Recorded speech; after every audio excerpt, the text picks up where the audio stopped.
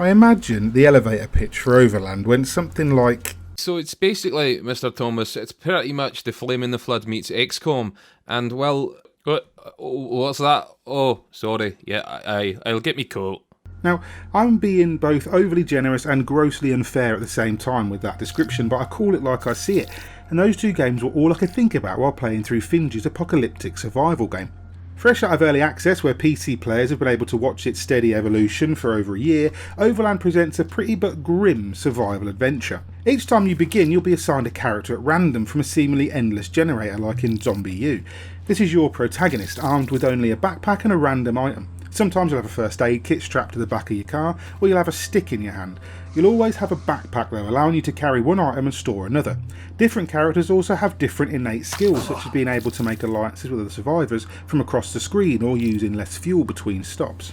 Your goal always remains the same though. Traverse a destroyed America through burnt out streets and dusty back roads, scavenging for supplies, fuel and fellow survivors.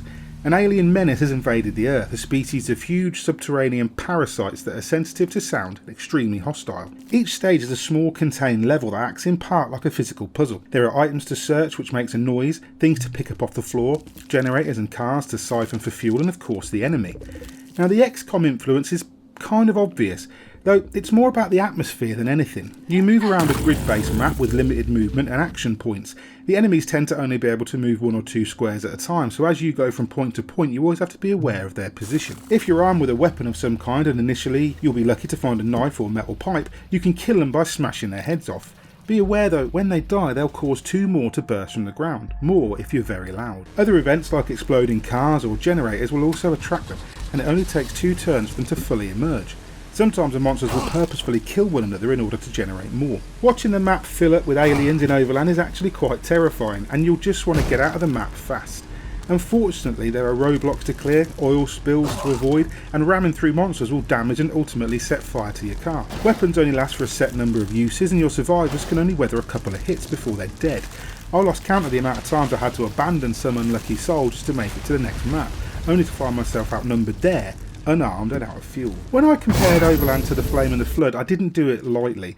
It's not just in the sombre, contemplative soundtrack that the similarities lie either. The world is bleak and unforgiving, and every single mistake or decision will have permanent, often damning consequences. You'll be fortunate to reach the later zones with the original survivors you started out with, and it's actually oddly heartbreaking to watch them have their little moments of quiet bonding at the rest stops between maps, only to then see one or more of them slaughtered minutes later. It's surprising just how well such a simple game captures the bleakness of an apocalypse. Moments of levity are few and far between. The majority of the time you're just trying to stay alive, fighting with whatever you've got to hand, panicking as the monsters close in on your survivors.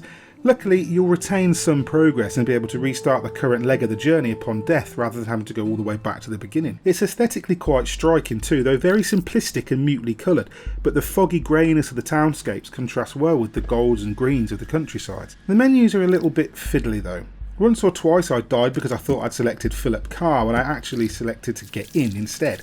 This allowed the monsters to encroach on my position, and I still had to get out and fill up the tank. I was reminded of that bit in 28 Weeks Later when Jeremy Renner's sniper has no choice but to get out and push, only to be burned to death for his bravery. Sacrifices carry weight and every one stings. You can do things to help you, like set branches and oil puddles alight to exploit the monster's phobia of light and fire, but these things are all finite, and sooner or later you'll need to get the hell out of there. It's not helped by the random placement of items and maps either, whereby sometimes you'll risk your life to raid a place for supplies only to come away with an empty bottle and an old book that you can sell at a trading post later. If there's one thing I simultaneously love and hate about Overland, it's the inclusion of dogs as group members. Don't get me wrong, I love dogs, and watching a loyal hound go down defending you is heartbreaking.